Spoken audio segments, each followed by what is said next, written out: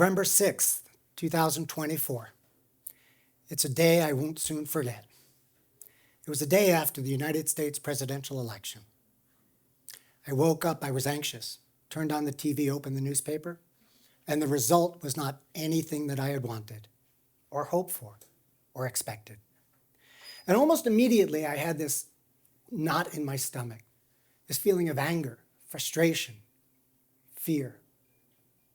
I just had no idea what I could do about that. And over the next weeks and months, it didn't get any better. In fact, it only got worse. It was a horrible, horrible feeling that I had in my stomach. I knew I needed to do something. I knew that that wasn't a way that I could live for the next 4 years. It just wasn't going to be healthy for me. But I really didn't know what.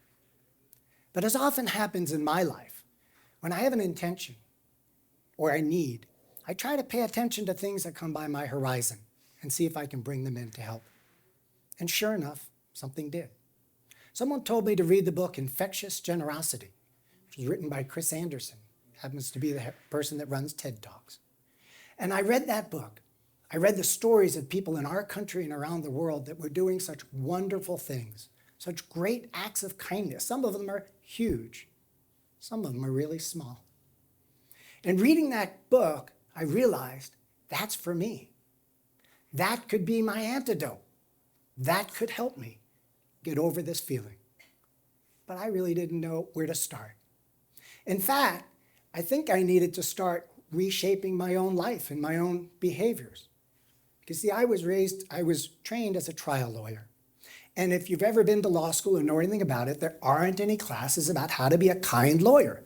That's just not one of those things.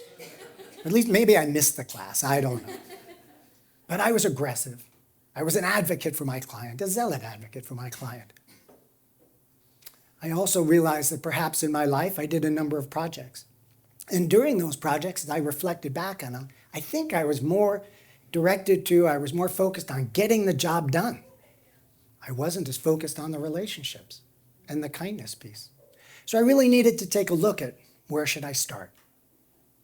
So one day I had an experience. I go fishing 3 days a week, almost all year. I love to fish. And so I'm on the river and I'm not catching any fish. Wasn't very nice. And I look down, there's a guy below me and he was catching a lot of fish. So I'm going to move to another spot and I walk down behind him and I ask him, "What are you using?" And he told me, an RS2 and a pheasant tail. Great. Then he said something to me that was terribly surprising. He said, "Why don't you come in and take this spot?" If you know anything about fishing, you'll know that that's not the norm. Most people protect their spots. And this guy, "Why don't you take that spot?" And I did. I caught a fish and I was happy. What it made me realize, though, it was just a mindset. I didn't have to have that mindset of protectiveness. I could change that mindset. It wasn't that difficult. I had to practice it, but I'm getting better.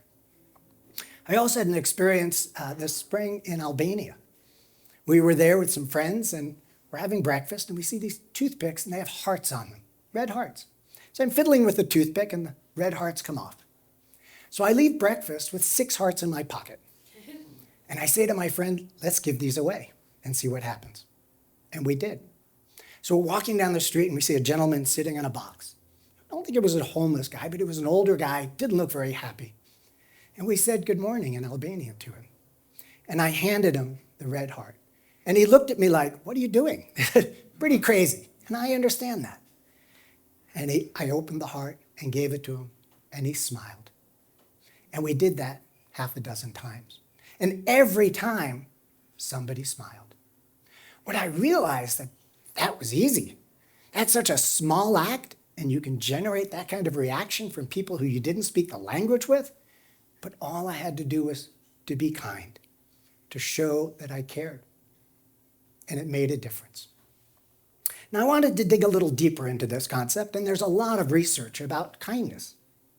And so there's actually a number of universities in the country and around the world, Emory University, University of British Columbia, that have done a lot of research on something called the helping high.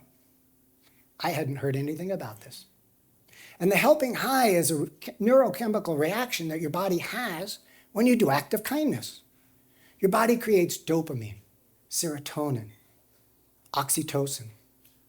These are all neurochemicals that produce uplifting, positive emotional reactions.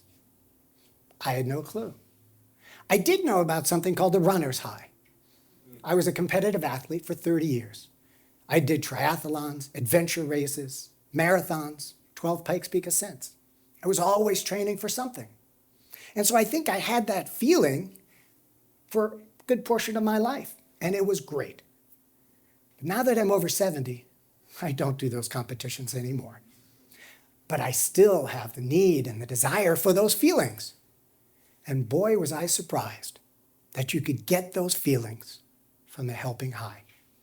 It was wonderful. It was a great discovery and something that I know I will take with me for the rest of my life. Now, I have an adage that, generally speaking, if you want to go fast, go alone. If you want to go far, do it together. So I like to generally do things together. I also believe in the saying, think globally and act locally. And that's what I've tried to do in my life. I live in a small community of Manitou Springs. Small community, about 5,000 people. And we're nestled at the foot of Pikes Peak. We happen to have bubbling mineral springs that come up from the ground. And the history of our community is such that the Ute Indians and other tribes would come to our valley and lay down their arms in peace and healing. So we have a place that this work could be done. It's a great breeding ground for that kind of experiment, if you will. And I knew I needed to find some others to do that work with. I happen to have a few connections there. I'm the former mayor of Manitou Springs, and I currently run the Manitou Springs Community Foundation. So I went to the board and I said, I've read this book. I think it's really a good idea. I'd like to be involved. I'd like our group to lead it. And they said, great. And they allocated $10,000 to do this work. And so one of the first things we did, though, is we got our community together. We had about 45 people show up on a Saturday morning for a World Cafe process, where we talked about acts of kindness that they've experienced and how we could expand this in our community. We came up with about 200 ideas. We put it through the Infectious Generosity AI program, and it summarized it for us and came up with 6 themes and a bunch of projects and initiatives. And we were off. One of the first things we did is we went to our city leaders and we asked them to pass a proclamation in support of the Infectious Generosity movement, and they did. One of the next things we did is we included in our Manny Awards, we have an annual gathering of community members where we give awards. And this year we included the first Beacon of Generosity Award. And I was honored to give that to our Kiwanis Club, who've been doing good work in our community for over 100 years. It was a wonderful, warm feeling for me to be able to recognize these people. We also did a pay it forward experience, where we gave $100 to 5 different people. And the only thing we asked is, try to make an impact on yourself or others and let us know what happened. And we heard from a 16-year-old boy who gave his money to the food pantry. And although he's lived in Manitou Springs almost his whole life, he wrote that this experience gave him so much more of a better connection to his community, a sense of belonging, that it was absolutely wonderful.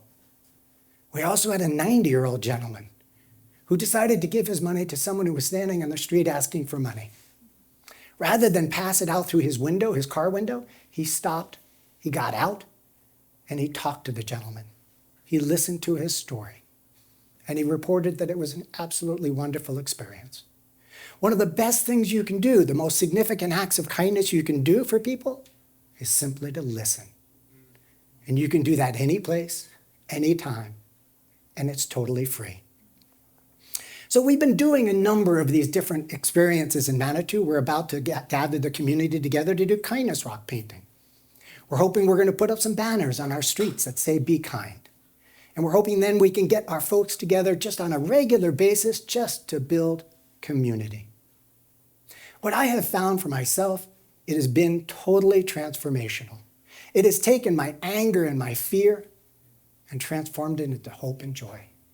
Now, I can't say it's 100% all the time, but I'm determined to work at it.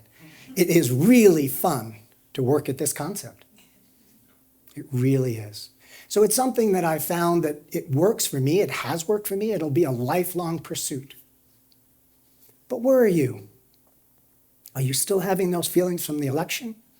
Or are you just fine with that? Either way, would you like to be happier? There's even some research out there from the Power of Kind research that said if you do regular acts of kindness, you can increase your happiness by 40%. Who knew? Such a simple concept can make such a big difference. So I encourage you to think small with little acts for yourself first, and maybe branch out to your family, to your friends. If you want to be a little more courageous, gather your community members together and build community through this concept. It really, absolutely can work. And I would love for you to join me. But I'm going to leave you with one thought, something my mom told me very often. Don't put off for tomorrow what you can do today. Thank you.